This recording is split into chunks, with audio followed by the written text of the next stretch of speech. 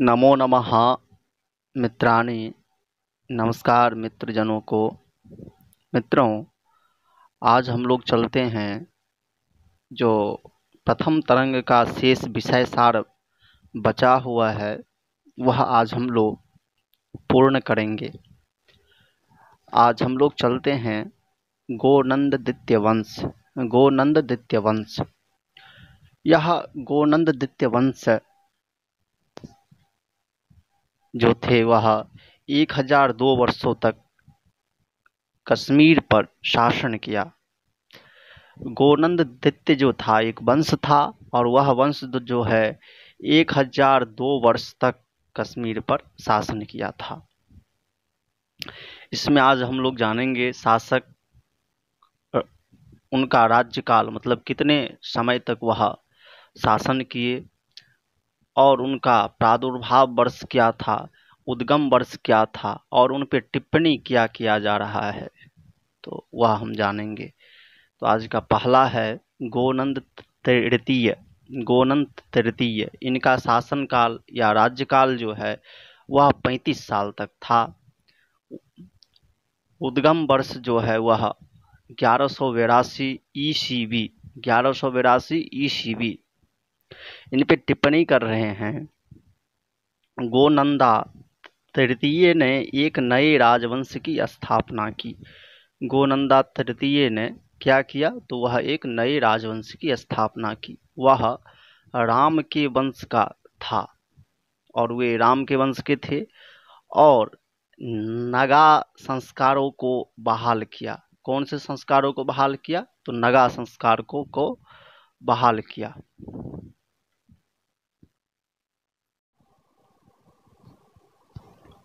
विभीषण प्रथम, इनका राज्यकाल 53 साल 6 महीने रहा था। विभीषण प्रथम जी जो थे उनका शासनकाल 53 साल 6 महीने रहा था और इनका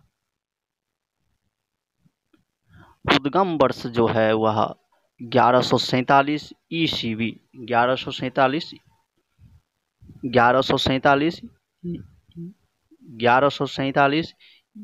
ईस्वी था। 1147 क्या था, ईस्वी इनका उद्गम स्थल था। इंद्रजीत, इनका शासनकाल राज्यकाल 35 साल तक रहा और इनका उद्गम स्थल 1094 ईस्वी था। इंद्रजीत, इनका राज्यकाल 35 साल था। उद्गम स्थल जो है वह 1054 ईस्वी था। रावण, यह इनका राज्यकाल 30 साल 6 महीने था। रावण का राज्यकाल 30 साल 6 महीने। रावण को जिम्मेदार ठहराया गया। एक शिवलिंग भी कलहन के समय देखा जा सकता था। एक शिवलिंग भी कलहन के समय देखा जा सकता था। विभीषण 35 साल 6 महीने। जो विभीषण द्वितीय हुए वह 35 साल 6 महीने तक शासन किए और इनका उद्गम समय जो है वह 1058 ईस्वी है। इनका उद्गम समय क्या है, 1058 ईस्वी है। उनकी रानी बौद्ध भिक्षु के साथ रहती थी, इसीलिए उन्होंने बौद्ध मठों को नष्ट कर दिया और अपनी जमीन ब्राह्मणों को दे दी। उन्होंने एक नगा महिला का अपहरण करने की कोशिश की जो एक ब्राह्मण की पत्नी थी। इस वजह से नगा प्रमुख ने राजा के शहर को जला दिया और राजा की आग में जलकर मौत हो गई। नर प्रथम, ये नर प्रथम जो थे वह किन्नर थे। इनका राज्यकाल 40 साल 9 महीने रहा था। नर प्रथम का राज्यकाल 40 साल 9 महीने रहा था और इनका उद्गम समय जो है वह 1023 ईस्वी है, 1023 ईस्वी है। सिद्धा 60 साल इनका राज्य काल रहा था। 983 ईस्वी इनका उद्गम स्थल है, इनका उद्गम स्थल 983 ईस्वी है। नारा के पुत्र सिद्ध को नगा के रोष से बचाया गया था, क्योंकि वह उस समय राजधानी से दूर था। वह एक धार्मिक राजा था और एक सन्यासी जीवन शैली को पालन करता था। उपलक्षा इनका राज्यकाल 30 साल 6 महीने रहा था। उत्प्लक्षा का राज्यकाल 30 साल 6 महीने रहा था।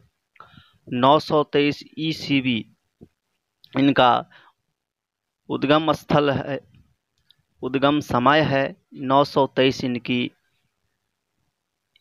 उद्गम समय है, 923 ईस्वी इनका उद्गम समय है। ये सिद्ध के पुत्र थे।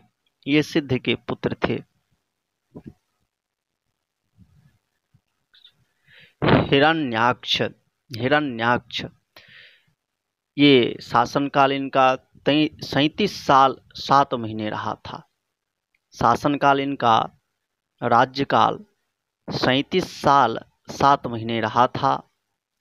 उद्गम समय इनका 993 ईस्वी था। इनका उद्गम समय 993 ईस्वी 893 ईस्वी था। इनका राज्यकाल कितने समय तक रहा था? तो 893 ईस्वी रहा था। ये हिरण्याक्ष के पुत्र थे। ये किन के पुत्र थे? हिरण्याक्ष के पुत्र थे।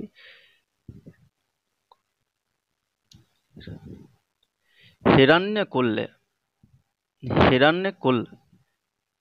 इनका राज्यकाल 60 साल रहा था और इनका उद्गम स्थल जो है, उद्गम समय जो है वह 855 ईस्वी था। ये हिरण्याक्ष के पुत्र कहलाते हैं।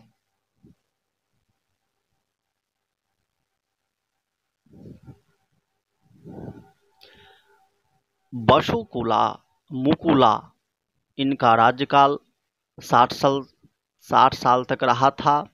795 ईस्वी इनका उद्गम समय है।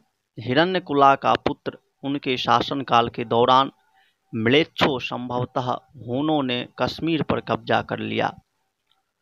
हूना शासक मिहिरकुला 6वीं शताब्दी ईस्वी के साथ पहचाना जाता है। हालांकि कल्हण ने उसे हून के रूप में उल्लेख नहीं किया है। मिहिरकुल 70 साल 735 ईस्वी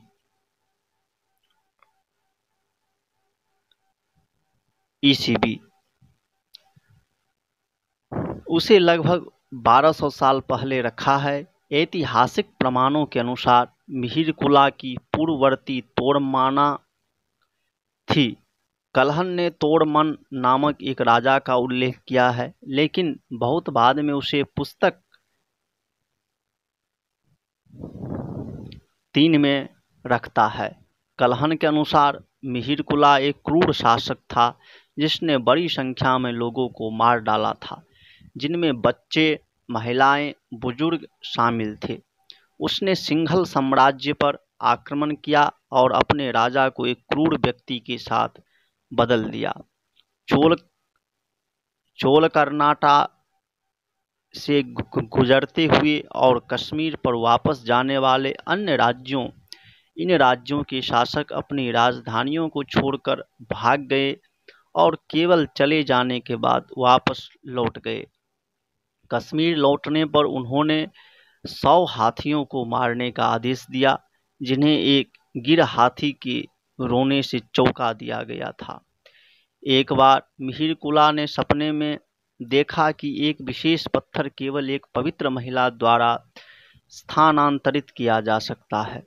उन्होंने यह परीक्षण करने के लिए रखा। जो महिलाएं पत्थर को स्थानांतरित करने में असमर्थ थी, उन्हें उनके पति, बेटों, भाइयों के साथ मार दिया गया था। उन्हें कुछ अनैतिक ब्राह्मणों का समर्थन प्राप्त था। अपने बुढ़ापे में राजा ने आत्मदाह कर लिया।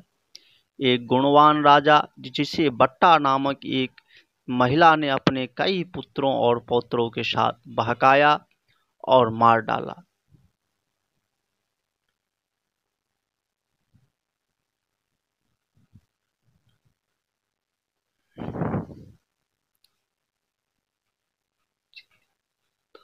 क्षितिनंदा, इनका राज्यकाल 30 साल तक रहा था और इनका उद्गम समय जो है वह 602 ईस्वी है। वाका का एकमात्र जीवित बच्चा ये थे।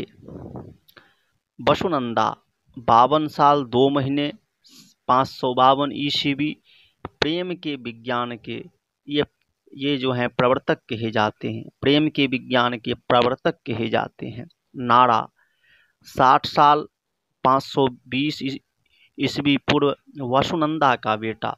अक्षा 60 साल 460 ईस्वी, नारा सेकंड का बेटा। अक्ष का पुत्र ब्राह्मणों को भूमि दी, कई गैर ब्राह्मणों को निष्कासित कर दिया। गपादित्य 60 साल 6 दिन 400 ईसा पूर्व, इनका उद्गम समय है। जो लहसुन खाते थे, गैर सात्विक आहार खाते थे, उनके स्थान पर उन्होंने विदेशों से अन्य लोगों को लाया। गोकर्ण 57 साल 11 महीने इनका राज्यकाल रहा था। 340 ईस्वी इनका उद्गम समय है। गोपदित्य का ये पुत्र कहे जाते हैं। नरेंद्रादित्य प्रथम खिंखिला 36 साल 3 महीने 10 दिन इनका शासनकाल रहा था। 282 ईस्वी इनका उद्गम समय है। गोकर्ण का ये जो है पुत्र हैं।